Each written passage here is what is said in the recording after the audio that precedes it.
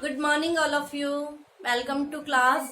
देखिए गर्ल्स, आज हम क्लास में टॉपिक शुरू कर रहे हैं जैन धर्म। देखिए जैन धर्म पर हम पहले भी पिछली क्लासों में चर्चा कर चुके हैं। देखिए इस जैन धर्म जो टॉपिक है इसमें से परीक्षा में से कई छोटे छोटे मूल क्वेश्चन पूछे जाते हैं। तो आज हम इसी जैन धर्म में परीक्षा में पूछे जाने वाले छोटे छोटे मूल क्वेश्चनों पर चर्चा करेंगे और फिर से एक बार जैन धर्म को हम कंटिन्यू करेंगे। देखिए जो जैन धर्म है, अगर हम इसके काल समय की बात करते हैं तो जैन धर्म ईसा पूर्व 6ठी शताब्दी की देन है। तो जैन धर्म कब आया था? ईसा पूर्व 6ठी शताब्दी में आया था। ठीक है, तो देखिए जो जैन धर्म था इसका अपना ही एक बहुत पुराना इतिहास है। ठीक है, देखिए जो जैन धर्म के जो संस्थापक थे या जैन धर्म में जो भी ज्ञान प्राप्त महात्मा हुए हैं उन्हें किस नाम से पुकारा जाता था? उनकी उपाधि क्या थी? तीर्थंकर। ठीक है, तो कई बार क्वेश्चन पूछ लिया जाता है तीर्थंकर किसे कहा जाता है। तो जैन धर्म के जो संस्थापक थे या जो जैन धर्म में ज्ञान प्राप्त महात्मा हुए हैं उनकी जो उपाधि थी वो तीर्थंकर थी। देखिए ये जो तीर्थंकर है ये तीर्थ से बना है, जिसका अर्थ है कि वह व्यक्ति या वह निमित्त जो मनुष्य को संसार सागर से पार ले जाता है। ठीक है, तो मनुष्य को संसार सागर से पार ले जाने वाले व्यक्ति को क्या कहा जाता था?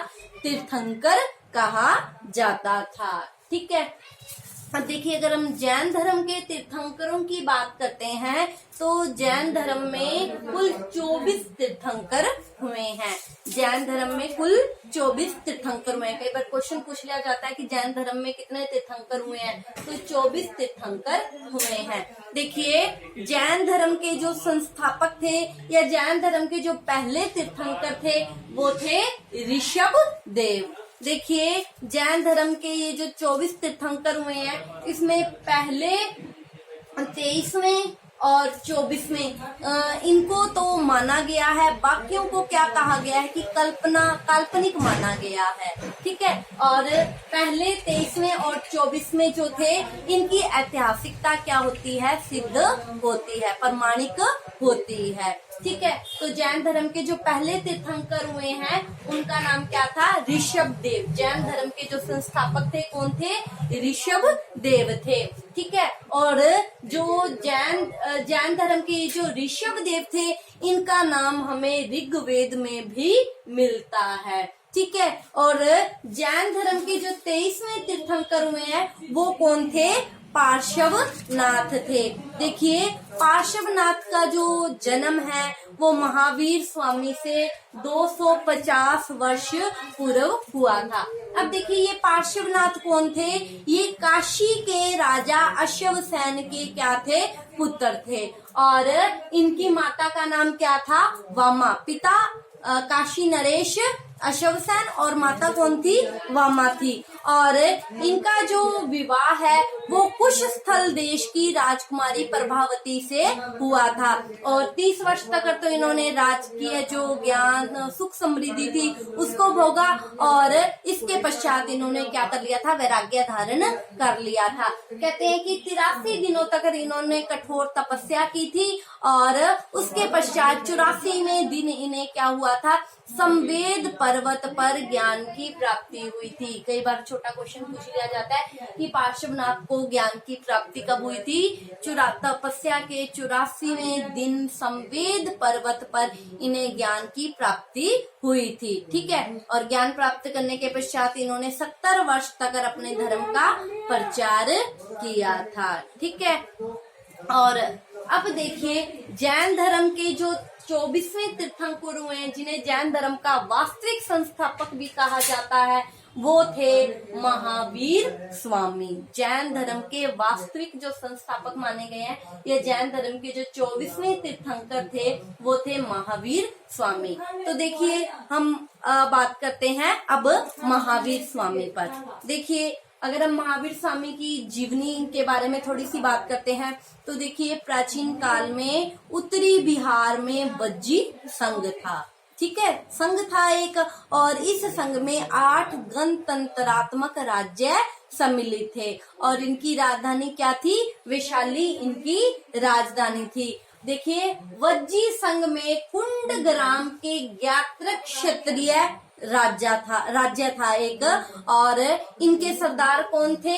देखिए फिर से बता रही हूँ, ये जो वज्जी संघ था, ये जो संघ था 8 गणतंत्रात्मक राज्यों का, देखिए इस संघ में कुंडग्राम जो था, कुंडग्राम में ज्ञात्रिक क्षत्रियों का राज्य था। ज्ञात्रिक क्षत्रिय कुल के राजा सिद्धार्थ यहाँ के राजा थे।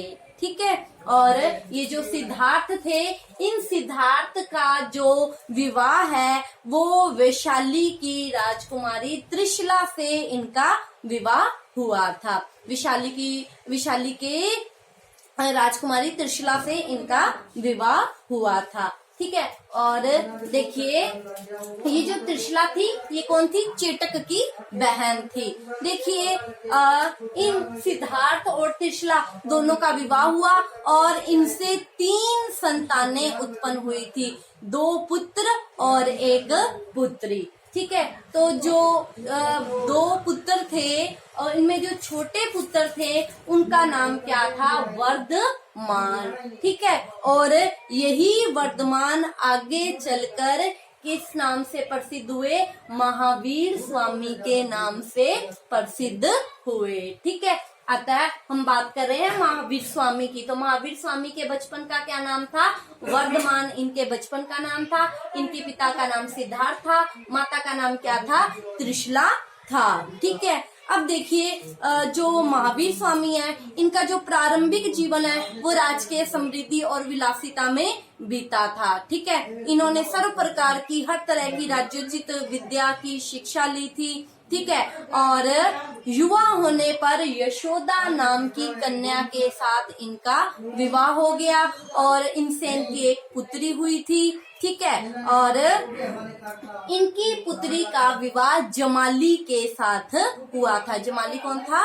एक क्षत्रिय था। ठीक है, तो अब देखिए, अब हम आगे करते हैं बात। तो देखिए 30 वर्ष के जब ये हुए तो सिद्धार्थ की क्या हो गई? मृत्यु हो गई। जब वर्धमान 30 वर्ष के हुए तो सिद्धार्थ की क्या हो गई? मृत्यु हो गई। और सिद्धार्थ का जो बड़ा बेटा था, कहने का भाव है कि वर्धमान का जो बड़ा भाई था नंदीवर्धन क्या बना था? राजा बना था। ठीक है, और देखिए वर्धमान जो थे वो क्या थे? चिंतनशील प्रवृत्ति के थे। वो निवृत्ति प्रवृत्ति की ओर ज्यादा दृढ़ हो रहे थे, मतलब उनको संसार से इतना मोह नहीं था। अतः उन्होंने अपने बड़े भाई नंदीवर्धन से आज्ञा लेकर 30 वर्ष की आयु में क्या कर दिया? घर छोड़ दिया। ठीक है, और घर छोड़ा और कठोर तपस्या की।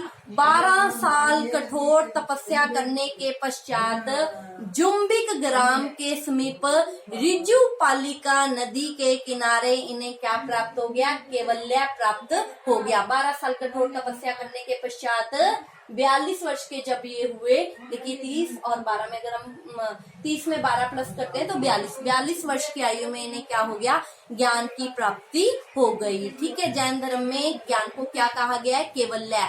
ठीक है, इन्हें कैवल्य की प्राप्ति हो गई और तभी से ये इन्हें कौन सी उपाधि मिली?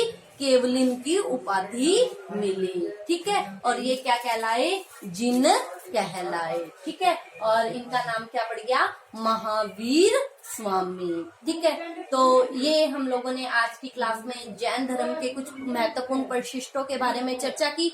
तो आप इसका स्क्रीनशॉट ले लीजिए। आज की क्लास के लिए इतना, और कल फिर मिलते हैं। Thank you all of you.